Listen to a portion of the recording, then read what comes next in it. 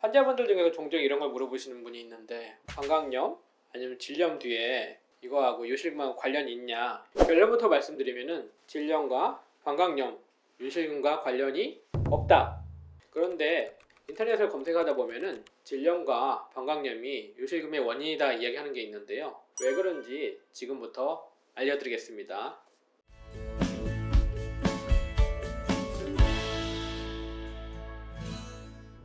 방광염이라 하면은 소변에 염증이 있어서 그게 방광에 자극시키는 거죠. 증상으로는 뭐 이렇게 빈뇨라든지 절방뇨, 아니면은 소변 볼 때 통증, 소변 색깔이 좀 뿌옇거나 여러 가지 원인이 있어요. 밤을 새거나 아니면 컨디션이 저하된 상태에서 뭐 성관계를 이후에 방광염이 생기는 경우가 많이 있거든요. 보통 그런데 이 방광염하고 요실금하고 왜 연관이 됐을까요? 빈뇨든지 절방뇨 이런 게 있기 때문에 환자분들은 그게 요실금인지 아는 거예요. 보통 방광염 치료는 대부분 다 이제 항생제를 복용하고 하면은 한 5일 정도 복용을 하게 되면은 그런 증상이 사라지거든요.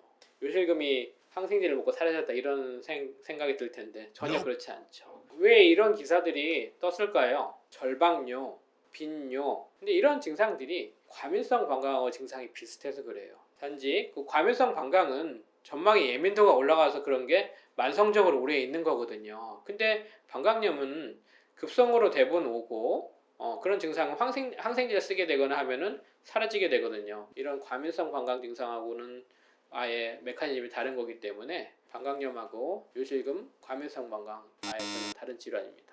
질염과 방광염이 있어서 오시는 분들 보면은 질분비밀 검사 같은 경우에는 한 3, 4일 정도 걸리고요. 그 다음에 이제 소변 검사는 균 배양 검사 시간이 있어요. 균이 잘하고 하면은 일주일 정도 걸리고, 균이 안 자라고 괜찮다 하면은 뭐 바로 3, 4일 뒤에 나오고. 그런데 이제 여기서 제가 이제 보통 검사를 하면서 환자분 힘드니까 약을 같이 드려요. 약을 같이 드렸을 때 한 저희가 5일 정도 처방을 하거든요.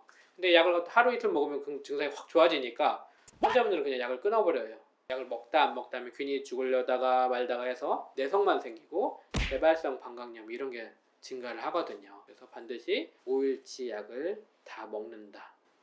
질염, 방광염 이런 경우는 면역력하고 연관이 된 거죠. 그 면역력을 넘어서면은 뭐 힘들어지니까 그래서 뭐 항생제 이런 거에 힘을 빌리는 거고, 환자분이 이 정도는 견뎌내거나 아니면 이겨낼 수 있다 하면은 충분히 휴식을 하고 면역력이 괜찮다면은 지켜낸 다음에 해도 나쁘지 않아요. 왜냐면은 계속 약을 쓴다는 거는 본인 힘이 아닌 외부의 힘으로 항생제로 화학적 약으로 해서 균을 죽이는 거기 때문에 본인 면역력에는 크게 도움이 되지는 않는 거죠. 중요한 거는 여기서 환자가 그냥 판단해서 약을 그냥 어디서 갖다 먹거나 예전 약 드시거나 그러지 마시고 병원 오셔서 의사 상담한 다음에 필요하면 약을 쓰고 필요하지 않으면 굳이 약을 안 쓰는 게 환자분한테 도움이 되는 경우가 많이 있습니다. 질염과 방광염은 적절한 항생제를 적재적소에 쓴다면은 사라지기 때문에 요실금, 과민성 방광하고는 구분이 될 수밖에 없어요.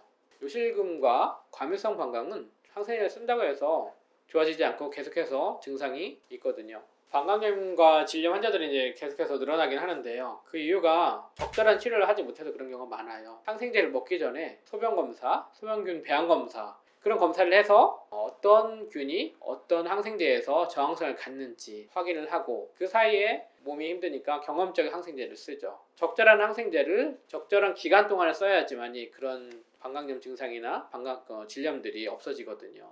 무조건 뭐 항생제를 먹던 거 주세요 하게 된다면은 그게 만성화가 되고 균에 대한 저항성이 증가해서 결국은 본인은 손해보는 일이 생깁니다. 저희 병원 같은 경우에서는 이제 증상을 여러 가지를 물어보고 소변 검사를 하죠. 물론 환자분이 관계 후에 이렇다 하면은 질 분비밀 검사도 거의 같이 합니다. 그 이유가 이런 염증들은 균에 의해서 생기는 거 많거든요. 그래서 그런 항생제를 경험적으로 쓴다 하더라도 항생제 직전에 그런 어떤 균이 있었는지 어떤 균이 이런 원인이 되었는지를 파악하기 위해서 검사를 하는 게 나중을 위해서라도 더 좋은 일이고 돌아가지 않는 일이 됩니다. 결론적으로 이야기하면은 적재종소에 잘 듣는 항생제를 쓰는 게 방광염, 질염을 없애는 지름길이 됩니다. 증상이 있다고 해서 그냥 아무 약이나 드시거나 아니면 약국에서 그냥 본인 판단에 먹지 마시고 꼭 병원 오셔서 검사 후에 약을 써서 바로 치료하시기 바랍니다.